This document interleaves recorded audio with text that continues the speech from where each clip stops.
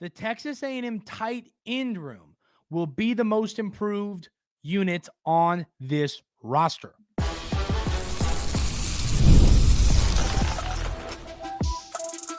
You are Locked On Aggies, your daily podcast on the Texas A&M Aggies, part of the Locked On Podcast Network, your team every day. Welcome on into Locked On Aggies. I'm your host, Andrew Stefaniak. Thanks for making Locked On Aggies your first listen every single day. Today's episode is brought to you by our friends over at Game Time. Download the Game Time app, create an account, and use code LOCKEDONCollege for $20 off your first purchase. On the show today, ladies and gentlemen, we're going to talk a little bit about this baseball series coming up this weekend against South Carolina and how important it is and how I think if you do this, it could get back on track for the Aggies. We're going to talk about the hire of Bucky McMillan. I think that, I got a quote from Paul Feinbaum that I think really should have Texas A&M fans excited. But we're going to get things started talking about the football team and specifically the tight end room. When Texas A&M hired Colin Klein to be their new offensive coordinator, we anticipated the tight end room being heavily utilized. Sanat over at Kansas State in Klein's last year with the Wildcats over there had a ton of yards, a ton of catches. He led his team. And Coach Elko made it very clear in a press conference, hey, Colin Klein's going to use these tight ends. Then Colin Klein gets on the mic and says, hey, we're going to use these tight ends. So tight end was a big plan last year. And then, they used it some, but let's go through the numbers here. Watson had 21 catches for 280 yards and a touchdown. Theo had 10 catches for 184 yards and 2 touchdowns. Calhoun had 3 catches for 57 yards. That was your tight end production. And Theo, pretty much everything he did came against New Mexico State. So, you can't really take those yards away from him because it happened. But, he got 111 of those yards against New Mexico State. And that was the only game where he had multiple catches. So, once again, you can't – I'm just saying those are like 100 yards that came in a game like that. So, most of your tight end production came from Watson. And, of course, Watson, had a lot. He was getting, catches every single game. 3 catches against USC, 3 against Texas, 3 against Auburn, 4 against New Mexico State, 1 against South Carolina. He was heavily involved in the offense. Now, your tight end room, really except for Theo, looked brand new. And you go and you get Nate Borgacher, the blocking guy from Nebraska. You go and get Mike O'Reilly from Auburn, who we can come in as a wild card, and we believe he can do a lot well. But right now, the 2 names that I am marking down outside of Theo are Amari Niblack, the Texas transfer, and the freshman Kiotti Armstrong.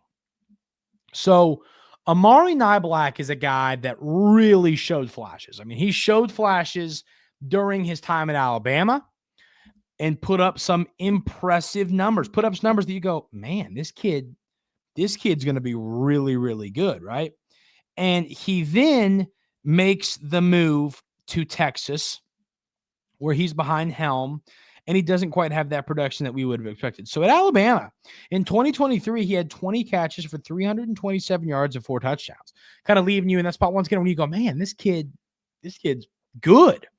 And he goes to Texas, only catches 5 passes for 33 yards.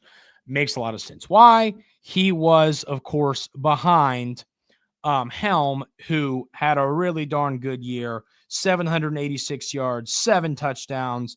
It was an impressive year from Gunnar Helm. And now Amari Niblack comes over to Texas A&M, and he's kind of a guy where we sit here and we go, man, he could be special.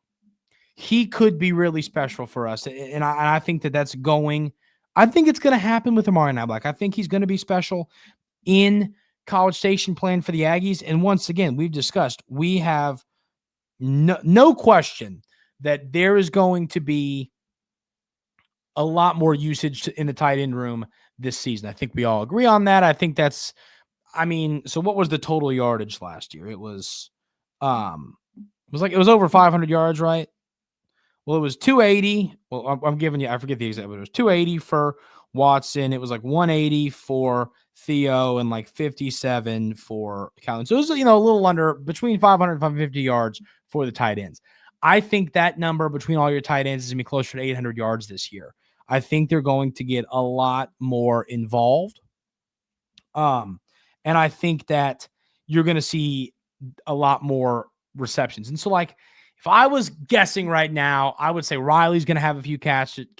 Borchers will have a few catches. And then I think Kiotti Armstrong will have 200-ish yards. And I think you're going to see 500 to 600 yards go to Amari Niblack. I think that there's, a legitimate chance that you have 800 yards between your tight ends this year. So, and that's exciting to hear. And of course, we talked about the tight end room being one that we want to utilize more. Texas A&M and Coach Klein specifically want to utilize this room more. And I think they're going to do that this season. I think that you're going to see that happen this year. I think they're going to get more involved. I think they're going to get the ball to him more.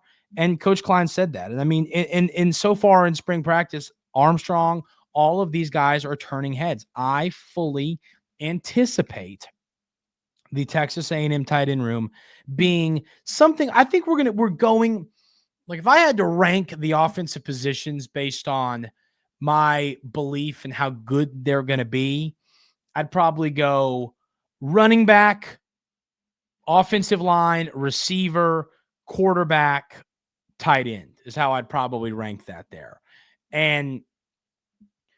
But I think that the tight end room has the highest ceiling when it comes to expectations. I don't think the expectations are all that high for the tight end room, but I think they should be. I think that this room's going. So I think when we look at the end of the season, we're going to go next year. We're going to go, man, Texas A&M's tight ends really outperformed expectations this year. I think that that's going to be a conversation we end up having.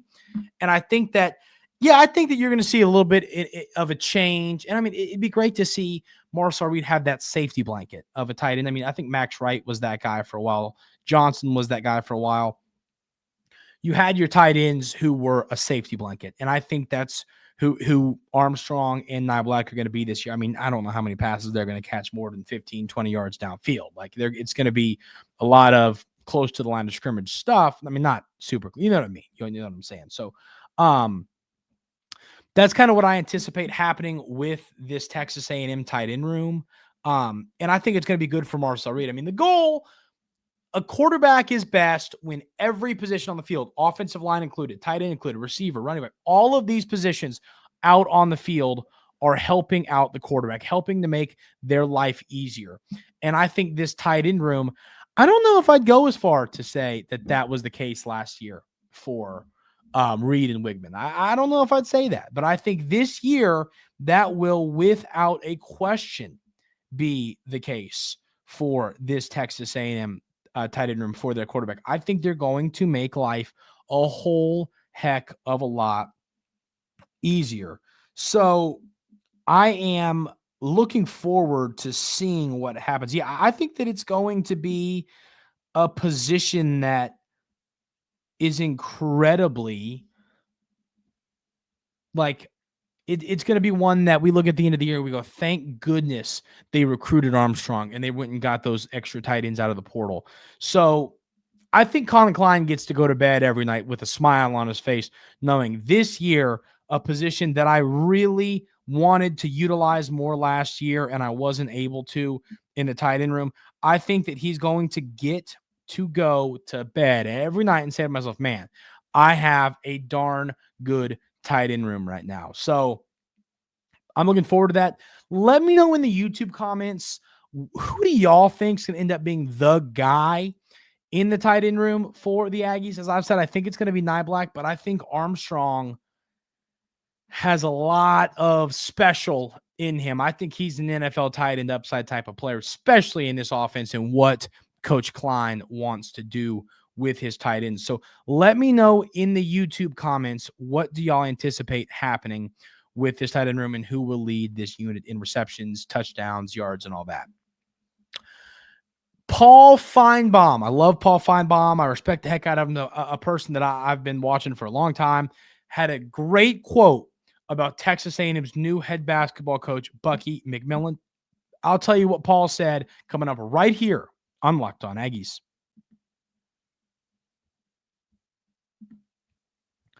But first, I want to tell you about our wonderful friends over at Game Time. Those of you everydayers here at Locked On Aggies know that I absolutely love the Game Time app. The Game Time app is the best place to go get any kind of ticket that you're looking for, whether it's a sporting event, whether it is to go see a comedian, whether it's to go to a concert, a music festival, whatever you're going to. Game Time is the place to get your ticket. Dad and I went to go see Shane Gillis, and we got those tickets on Game Time. Taking my mom to go to a concert here in a month.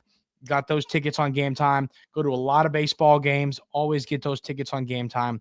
It is the best place to buy tickets to anything and everything that you're going to be attending in person.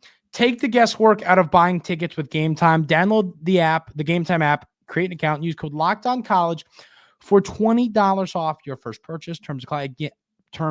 Again, that's code LOCKEDONCOLLEGE for $20 off. Download Game Time today. Last minute tickets, lowest prices, absolutely guaranteed. So yesterday we talked about Bucky McMillan, the new head basketball coach of the Texas A&M Aggies. And I told y'all how I liked the hire. I told y'all I liked his offense. And I said, if he can recruit and get some players that, are better players that are power, SEC, Power 4 level basketball players, I think that he's going to be a home run hire at Texas A&M. And clearly, Paul Feinbaum agrees. I'm going to read this quote from Paul Feinbaum. He said, so the title of this article is Texas A&M is in a much better position with Bucky McMillan than Buzz Williams. So this says, the easy answer is Texas A&M.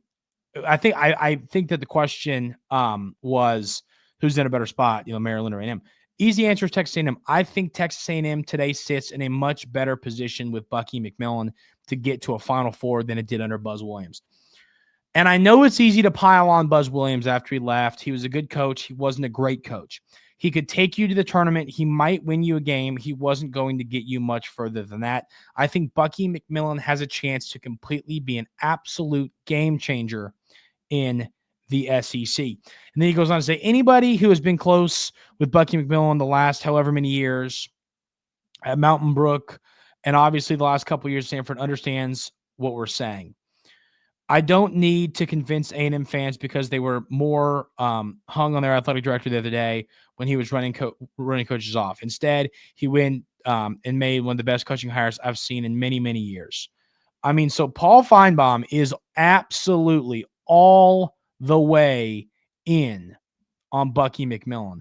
And I mean, once again, ladies and gentlemen, I am too. I think that, and he has things to prove. Once again, when you're one of these coaches, and I think what happened last night with Coach Todd Golden, who came from San Francisco, and now he's the head coach of the Florida Gators, and he led his team all the way to a national championship. I think that it is hard to look at that and say to yourself, these type of coaching changes, when it's a coach coming from a lower level to a higher level, have worked out in the past. Once again, Nate Oates is a great example. Todd Golden is an incredible example after what he did last night. I think Bucky McMillan is going to end up being one of the names inside of that group of guys. Buffalo, San Francisco, Samford, coaches coming from these smaller conferences, smaller schools, and leading a team somewhere special. Oates has been to a Final Four and in the Elite Eight. Now you've got Golden winning the Natty. I think McMillan can do the same thing. But yes, he has stuff to prove. He has to prove that he is capable of recruiting. And not just recruiting. Here's the deal. A coach like this, he's going to be able to go and get his guys. That's what we need to see. So I'll give you an example. A guy like Walter Clayton Jr., who came over to Florida from Iona. He was a guy, averaged 17 points, smaller school guy, was a high percentage shooter, shot 43%. And Todd Golden goes and finds that guy. Of course, he played under Pitino, and finds that guy and brings him in, makes him special. The same comparison can be made for Mark Sears, who was brought over from Ohio. Go and find your guys that fit your system.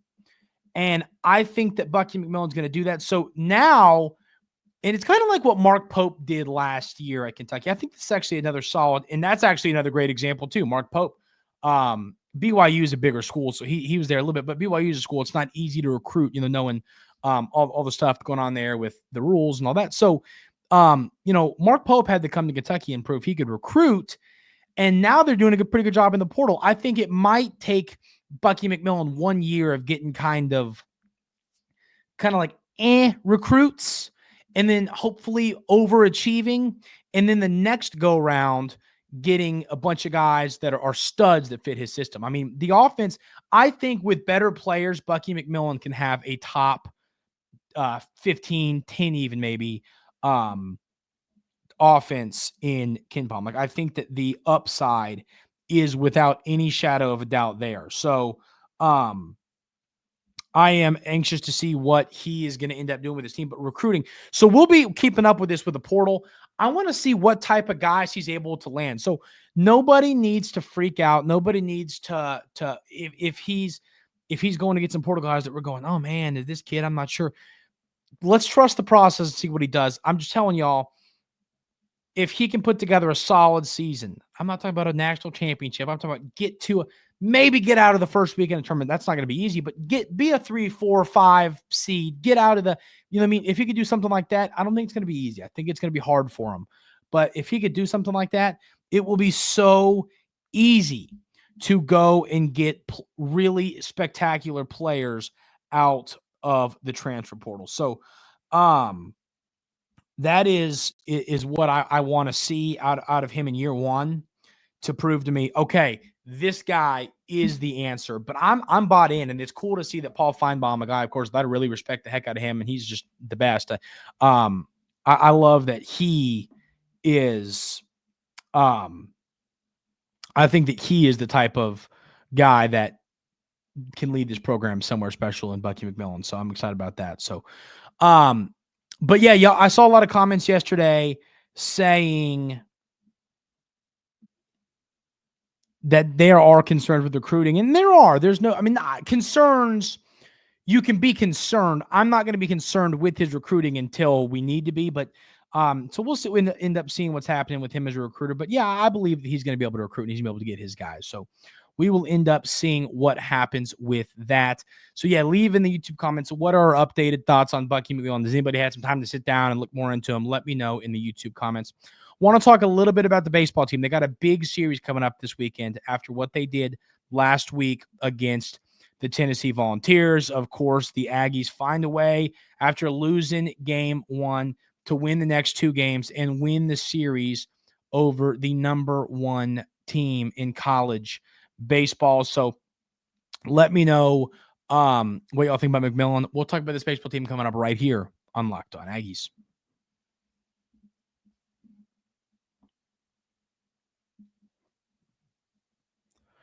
So, of course, we talked about it yesterday. The baseball team loses the first game of the series to Tennessee, but then finds a way to sweep the next game the next 2 games on the double header in the twin bill.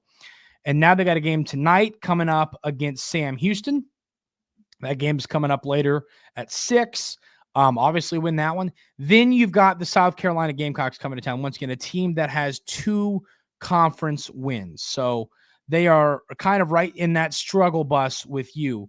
And they are, of course, coming to see us here at home. And I think that this is a series.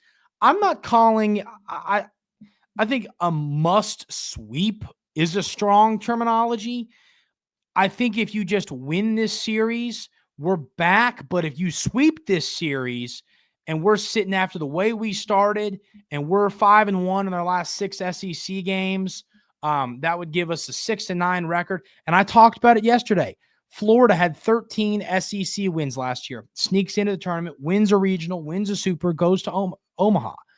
this baseball team has the talent, and I've talked about it. Baseball is a momentum sport. It really is. Sometimes in baseball's it's why hitting is why am I blanking? Is it what's this term? Hitting is I literally played baseball in college. Is it contagious? Gosh, I don't what a rough day for me. Hitting is contagious. And I think winning is contagious in baseball. I really do think it is. I think in basketball, in football, the better team wins more times than not. But then, you've got your games you don't play with. Baseball, I mean, when you win, it's contagious. You just keep winning. And I think that, yes, I'd be very happy winning this series. I think that we are back if we win this series, but we should win this series. We need to sweep this. Not once again, need to is a strong word. Sweeping in baseball is the hardest thing to do. If we can sweep this series, it would be incredible. We'd be right back. You'd be at 6 wins. Then you got a series, of course, after the South Carolina series coming up at Arkansas. That's going to be a tough one. If you went into that with some momentum of a sweep in 5-1 your last 6 games, I think they could go into playing the absolutely incredible Arkansas Razorbacks and find a way to maybe win a tough series. Obviously, they wouldn't be favored to win any of those games, but I mean, it's baseball. Anything can happen. So I want to see a sweep this weekend. A series wins, okay. Like I said, the magic number needs to be 13, 14 SEC wins. So we're sitting here currently. How many do we have? I'm blanking. Is it 3? Right? Yeah, we're sitting here with 3 conference wins. I think we need 10 more to get into the postseason tournament. If you could get 3 of them this weekend, you would need 7 more wins between 15 games. If you could sweep this weekend, you would need 7 wins. You could go under 500, I believe, and make the tournament. So this weekend series against South Carolina at home is going to be a big one. So pack the blue, pack the park. Let's get out to Bluebell this weekend, and let's help this team be ready to rock and roll. Get to Bluebell Park. Let's help this. And this is a Thursday, Friday, Saturday series. Let's help this baseball team sweep/win a big series. It was a rough start to the season. They're facing adversity, but I like what's happening. They're swinging the sticks. Terrell's back. Things are going well for the Texas A&M baseball team. So let's get out there and let's support this team as they look for a big-time series win against the South Carolina Gamecocks. That's going to do it for today's episode of Locked On Aggies. Thank you all so much for being here every single day. I really, really do appreciate it. If you have not already, hit that subscribe button on YouTube. That helps me out a ton. And then also, if you're listening on a podcast platform, Spotify, wherever, leave a 5-star review. All of that helps me out and helps the show out a ton. Hope everyone has a great rest of their Tuesday, and we'll see you tomorrow right here on Locked On Aggies.